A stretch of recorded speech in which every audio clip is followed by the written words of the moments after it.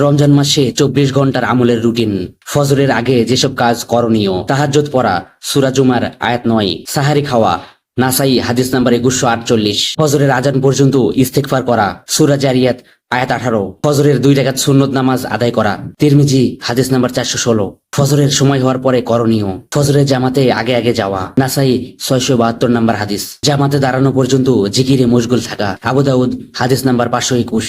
জোহরের সময় হওয়ার পর করণীয়: জোহরের নামাজ আদায় করা, মুসলিম ইফা হাদিস নাম্বার 1362, সুযোগ হলে বিশ্রাম নেওয়া, সহিহ বুখারী হাদিস নাম্বার 1968, আসরের সময় হওয়ার পরে করণীয়: আসর নামাজের সুন্নত পড়া, আবু দাউদ 1271 নাম্বার হাদিস, মসজিদে কোনো নসিহতের আয়োজন থাকলে তা শোনা, ইফতারের আগে করণীয় কাজসমূহ: দোয়া করা, তিরমিজি 3598 নাম্বার হাদিস, ইফতার করা, সহিহ বুখারী হাদিস নাম্বার 1904, মাগরিবের সময় হওয়ার পরে করণীয়: জামাতের সহিত মাগরিবের নামাজ আদায় করা, স্ত্রী সন্তানদের সময় দেওয়া, সহিহ বুখারী 1974 নাম্বার হাদিস, এশার সময় হওয়ার পরে করণীয় কাজসমূহ: জামাতে আগে আগে যাওয়া, তারাবির নামাজ পড়া, সহিহ বুখারী হাদিস নাম্বার 37, এবং বিতরের নামাজ পড়া, সহিহ বুখারী হাদিস নাম্বার 998।